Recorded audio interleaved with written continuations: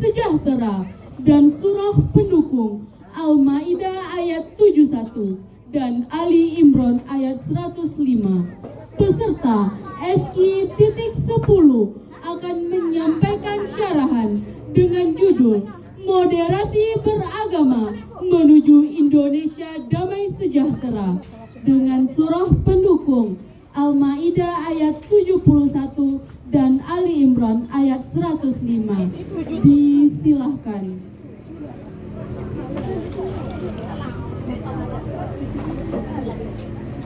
Biar aja lah 77 itu ayat 77 Al-Maidah. Maaf kami ulangi. Dengan surah pendukung Al-Maidah ayat 77 dan Ali Imran ayat 105. Disilahkan dan bersiap-siap peserta SQ.07.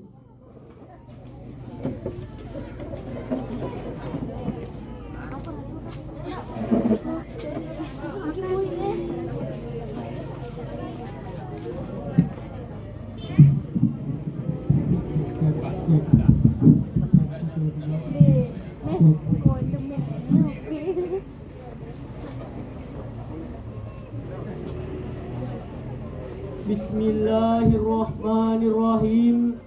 Assalamualaikum warahmatullahi wabarakatuh. Waalaikumsalam warahmatullahi wabarakatuh. Alhamdulillahillazi allafa baina qulubina. Wassalatu wassalamu ala sayyidil mustafa wa ala alihi ahli sidiki wal wafa, amma ba'du. Dewan Hakim yang kami muliakan, hadirin yang kami banggakan. Tanggal 4 Februari tahun 2019 lalu merupakan peristiwa bersejarah dengan pertemuan dua tokoh agama besar dunia, yakni Paus Fransiskus dan Imam Besar Al-Azhar Syekh Ahmad El-Tayeb. Pertemuan tersebut menghasilkan dokumen persaudaraan kemanusiaan yang pesan utamanya menegaskan musuh bersama kita saat ini adalah ekstremisme akut, Perang dan intoleransi serta rasa benci antar sesama manusia yang semuanya mengatasnamakan agama. Hadirin, permasalahan tersebut juga tengah dihadapi oleh bangsa Indonesia saat ini. Sebagai bangsa yang plural dan multikultural, konflik berlatar agama akhir-akhir ini telah menggoncang Indonesia. Perusakan masjid dan pura, pembubaran paksa jemaat gereja, Pemurtadan secara paksa sampai pembakaran kelenteng dan vihara. Akibat konflik tersebut menjamurlah ujaran kebencian, maraklah kafir mengkafirkan, hinaan, cacian, dan ancaman sampai berujung pembunuhan. Oleh karena itu, Kementerian Agama Republik Indonesia telah mencanangkan moderasi beragama sebagai solusi mewujudkan kerukunan umat beragama. Untuk itu, moderasi beragama menuju Indonesia damai sejahtera adalah judul Syarahil Quran yang akan kami bahas pada kesempatan ini. Sebagai rujukan Al-Quran, Surah Al-Maidah ayat 77.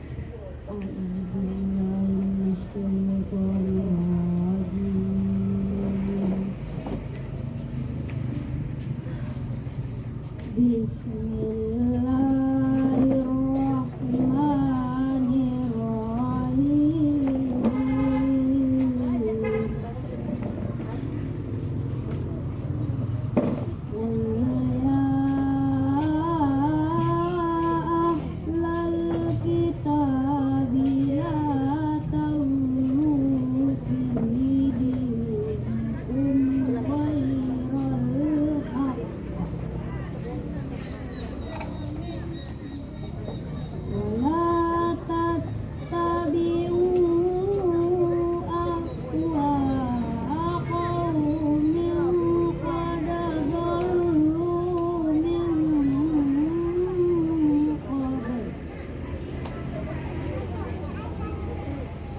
وأضلوا كثيرا وضلوا عن سواء السبيل. Aku berlindung kepada Allah dari godaan setan yang terkutuk dengan menyebut nama Allah yang Maha Pengasih, Maha Penyayang. Katakanlah Muhammad, wahai ahlul kitab, janganlah kamu berlebih-lebihan dalam agamamu. Janganlah kamu mengikuti hawa nafsu kaum yang benar-benar tersesat sebelum kamu dan telah menyesatkan banyak manusia, padahal mereka sendiri tersesat dari jalan yang lurus. Hadirin, Syekh Al-Qurtubi dalam tafsir Al-Jami' li Ahkamil Quran juz 8 halaman 103 menjelaskan, janganlah kamu berlebih-lebihan seperti kaum Yahudi dan Nasrani yang berlebihan memuji Nabi Isa. Menurut Syekh Muhammad At-Tahir bin Asyir dalam tafsir At-Tahir wa Tanwir juz 6 halaman 290, ulu adalah berlebih-lebihan, bersikap keras dan kaku memahami hukum, bahkan menyimpang dari syariat. Padahal Islam menyuruh umatnya untuk bersikap wasat, tidak terlalu berlebihan dan tidak terlalu meremehkan. Dunat tafriti wal ifrat, Tidak ekstrim kanan Dan tidak ekstrim kiri. namun sayang hadirin, kehidupan umat beragama dan umat seagama masih ada yang belum toleransi. Padahal konflik berlatar agama lebih berbahaya dibanding konflik politik dan ekonomi. Membunuh diri dianggap jihad. Homoseksual dibilang halal. Dan LGBT dibilang fitrah. Kita masih mendengar intoleransi karena perbedaan etnis dan budaya. Saling mencaci. Menghina. Mengkafirkan di sosial media sampai bentrok bersenjata. Pembakaran vihara di Tanjung Balai Asahan, Sumatera Utara. Konflik berdarah di Tolikara, Papua. Pembubaran paksa jemaat gereja. Ketika Ambon bersimbah darah karena perang antar agama. Na'udzubillah. Hadirin, sudah saatnya seluruh rakyat Indonesia, apapun agamamu, Apapun budayamu. Apapun warna kulitmu, mari kita dukung moderasi beragama untuk kedamaian Indonesia. Setuju? Oleh karena itu, jangan mempersulit diri tanpa dasar yang syar'i. Jangan berlebihan dalam ibadah agar terhindar dari bid'ah. Jangan mengikuti hawa nafsu hanya berdalil hadis palsu. Hadirin, walau kita berbeda agama dan budaya, tetapi kita tetap satu nusa dan satu bangsa. Satu nusa, satu bangsa, satu bahasa kita, tanah air pasti jaya untuk selama-lamanya. Semangat hadirin! Dalam Al-Quran, Allah menjelaskan bahwa manusia diciptakan dengan berbagai perbedaan, namun bukan untuk diperdebatkan, tetapi meraih rahmat Tuhan. Sebagaimana yang tercantum dalam Al-Quran, surah Al-Imran ayat 105. Wala takunu kallazina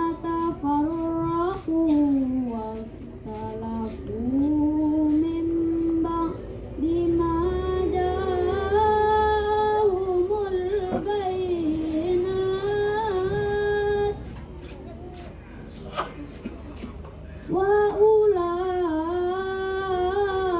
ulaika lahum adzabun adzim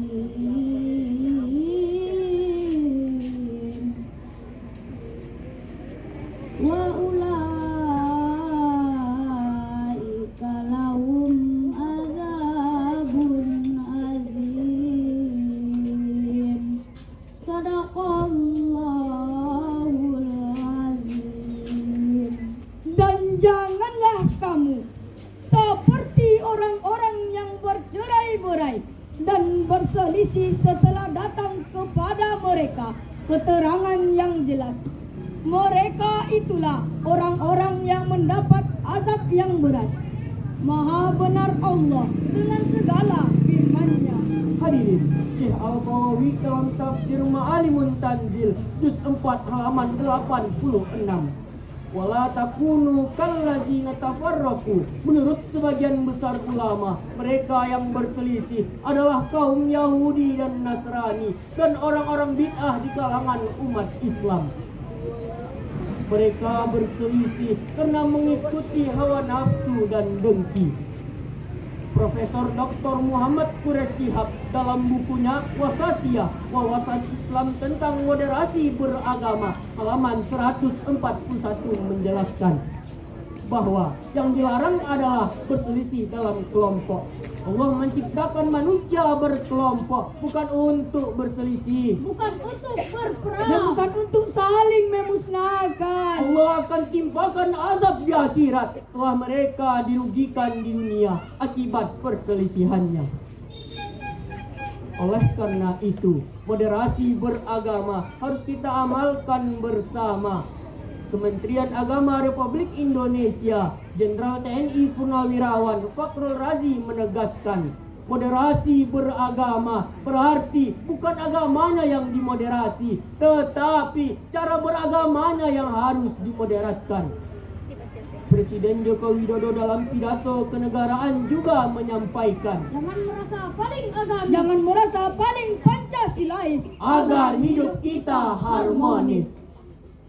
Oleh karena itu, kita harus menerima bahwa di luar agama kita masih ada agama lain yang harus kita hormati keberadaannya. Ada Kristen dan Katolik, Hindu, Buddha, dan Konghucu. Semuanya bersatu dalam Bhinneka Tunggal Ika.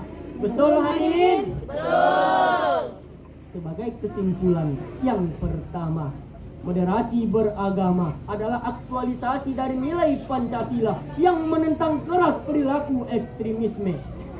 Yang kedua, moderasi beragama adalah perintah Al-Quran untuk umat Islam sebagai umat penegak keadilan. Yang ketiga, untuk mencegah virus berkembangnya ekstremisme dan radikalisme, seluruh lembaga pendidikan di negeri ini harus menanamkan nilai moderasi ke dalam jiwa generasi sehingga NKRI damai penuh toleransi diberkahi ilahi Rabbi. Demikian yang dapat kami sampaikan. Kami akhiri dengan sebuah pantun. Songket selungkang kaya coraknya, songket dipakai di hari raya. Agar hidup damai sejahtera, mari terapkan moderasi beragama. Wabillahi taufik wal hidayah. Wassalamualaikum warahmatullahi wabarakatuh. Waalaikumsalam warahmatullahi wabarakatuh.